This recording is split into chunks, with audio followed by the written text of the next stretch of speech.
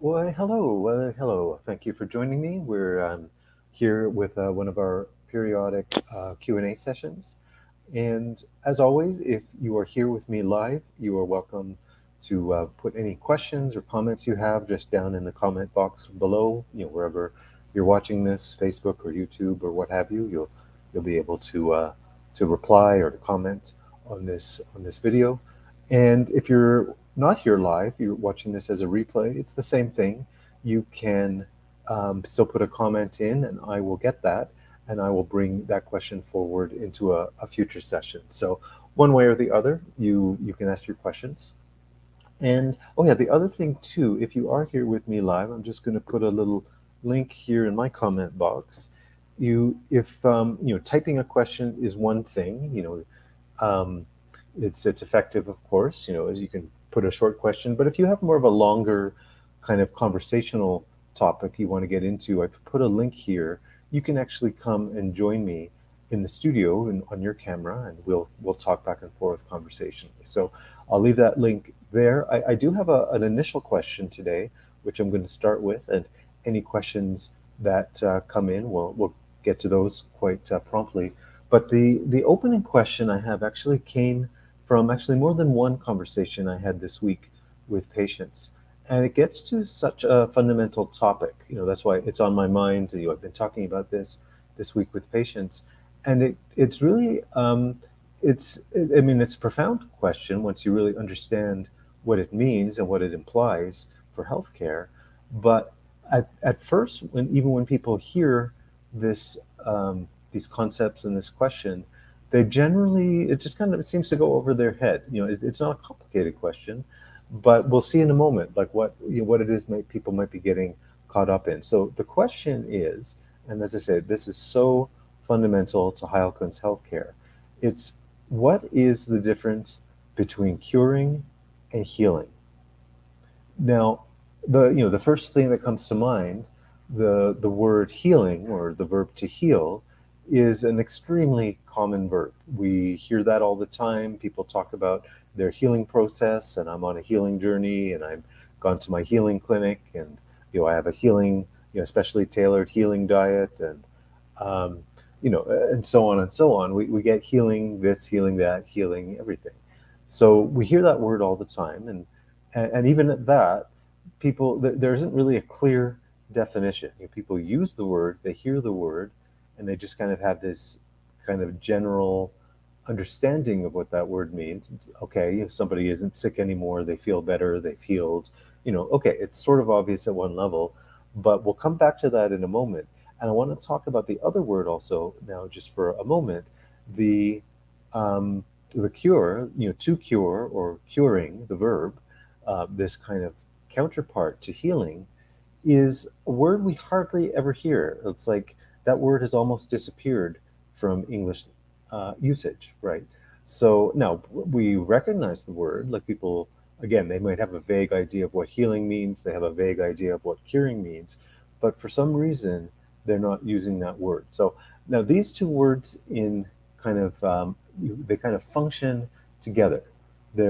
You'll find this all the time in Heilkunst, this idea that um, there's all these functional polarities that make up all of human physiology and all of our all of the structures of our healthcare are really we're largely built on these functional polarities. So this is one of the primary ones, the functional polarity between healing and curing. So let's get into that a little bit more. So the the functional polarity, and let's get into kind of a more specific definition.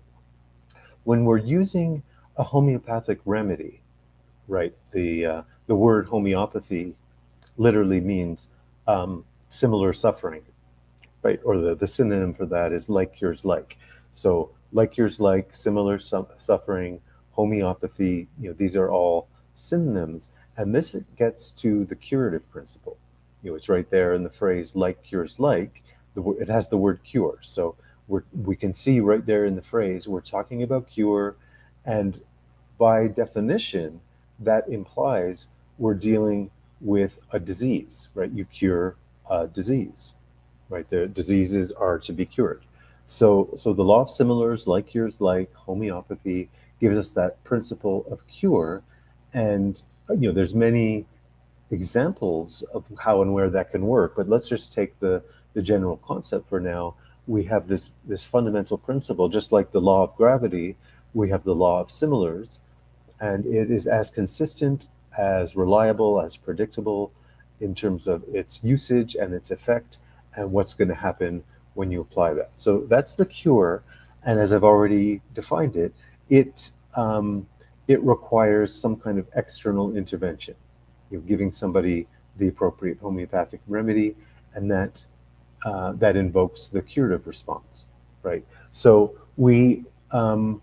and why I'm kind of defining it this way, it kind of comes to a common point or question that people bring up, is that in certain modes of thinking, people start to wonder or start to think, well, can't we just cure ourselves?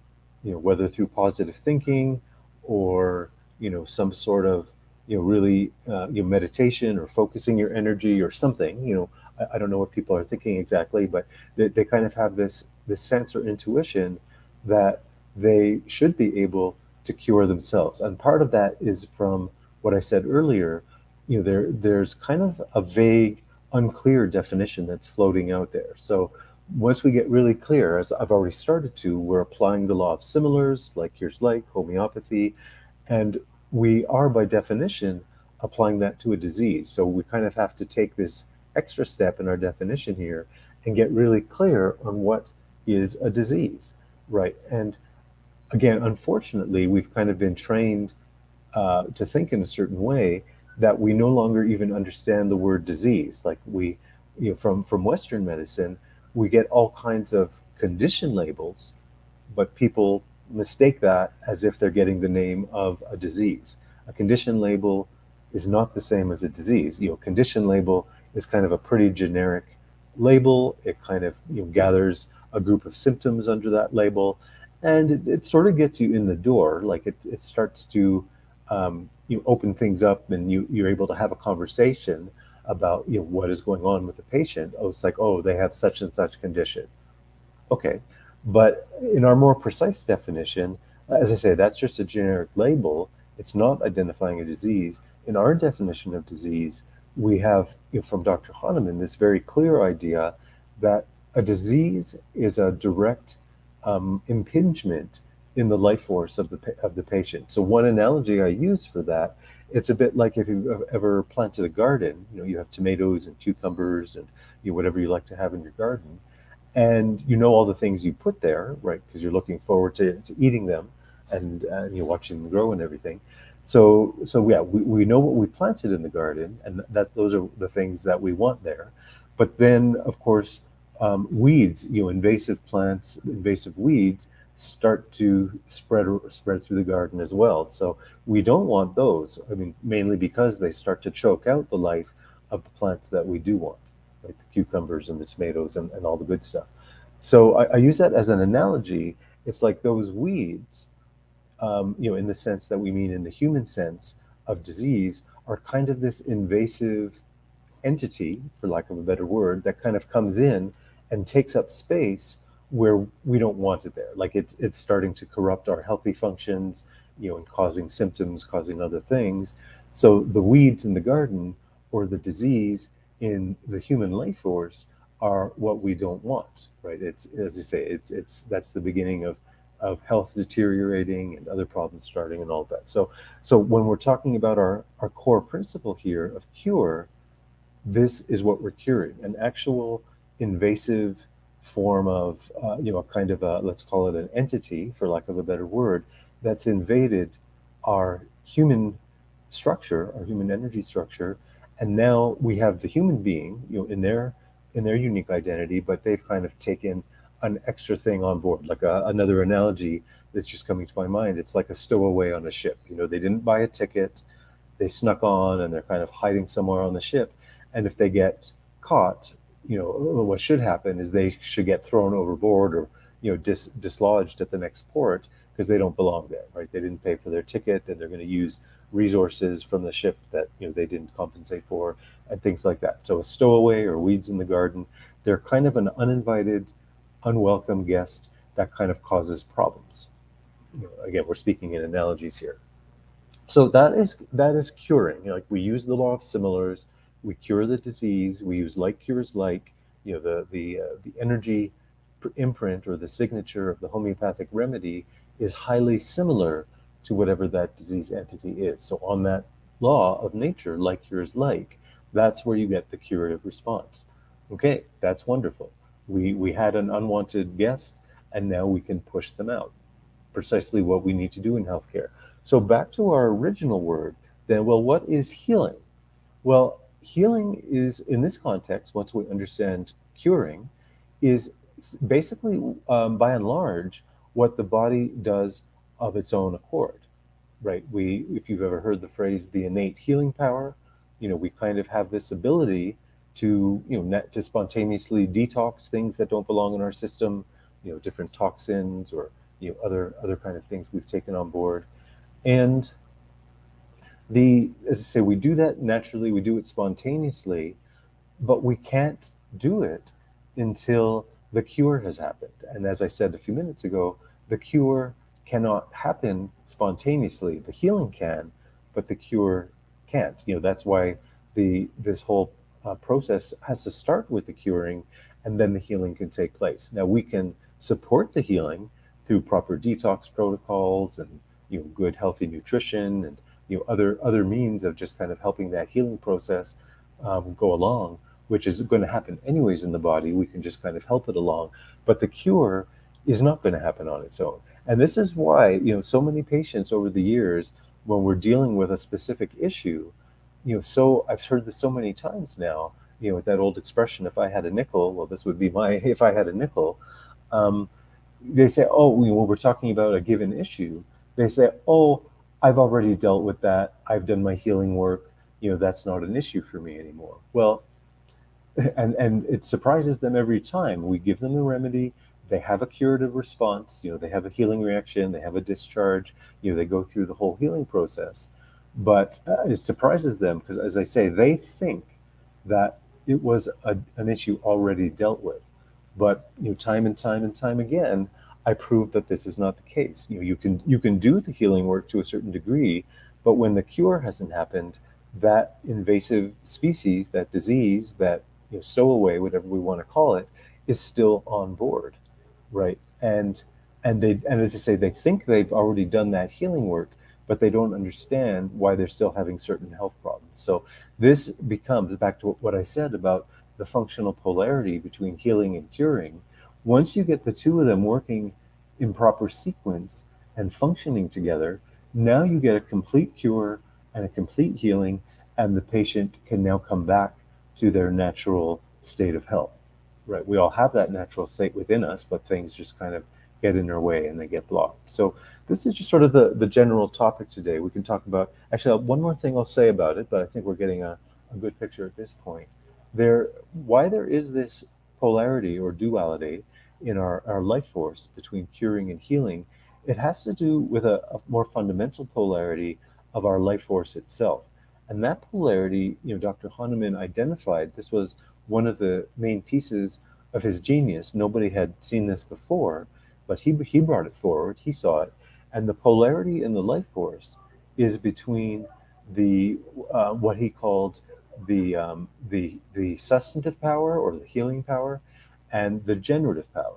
And when it comes to disease, it's impinging on the generative power. The generative power is that part of us which creates new cells, creates new thoughts. Basically, even at the very beginning, where do babies come from? It's the kind of that generative power that can kind of call forth a new human being, seemingly out of nothing. One little sperm cell, one little egg cell. It's like, well, that's almost nothing. How does that turn into a human being? Well, this is the generative power at work. It's this incredibly creative power of nature, which we possess in our human being. And then the other side, as I mentioned, that substantive power or the healing power is the side which healing works on. As I said earlier, that side works spontaneously, works automatically, as long as there's no disease blocking it. right? It's kind of like if there's a roadblock, you're trying to drive somewhere and you can't get past a certain point because there's construction or a roadblock or something. It's kind of like your natural ability to drive and go places, your healing power, let's call it, is now blocked by a disease, we'll call in this analogy. But once that cure happens on the side of the generative power, the like cures like, and that blockage is dislodged, now that spontaneous healing power can complete what it's been trying to do, often for a long time. So curing, healing, and once you get this, and as I say at the beginning, I'm surprised like how, in one way or another, I've kind of shared these concepts with seemingly, thousands and thousands of patients over the years. And for whatever reason, this just goes over people's heads. They, as I say, I think a lot of it has to do with the confusion of what those words even mean in the first place. So it just kind of tweaks their confusion and it goes over their head and they kind of tune out. But yeah, as I say, we have incredible power once we start to key into these two functional polar concepts that work together, curing and healing. And you can really start to move mountains now when it comes to actually curing disease, actually finishing a healing process, and actually moving a person forward in their overall health goals. So I'll kind of leave it there. We can kind of explore some more subtle nuances of all that, but I think you're getting the idea of that for now. As I said at the beginning, we're this is an open Q&A session, so please type in your questions or use that link if you'd like to come on screen with me, if we want to have more of a conversation about whatever your topic is. Or likewise, if you're watching this as a replay, you can type your question in and I will bring that forward to a future Q&A session. So I'll just leave my window open here for a minute or so. I know there's a delay between when I'm talking and when it's kind of going out into the world. So I'll give you a little two shakes of a lamb tail here just to type your question if that's in fact what you're doing. And otherwise, I'll be closing the session down momentarily. And I will say thank you for joining me, and we'll see you the next session. Or if you put forward a question, of course, bring that forward to our next session. And we will see you very soon. So thank you again. I'll just leave my window open here, but I will shut it down momentarily.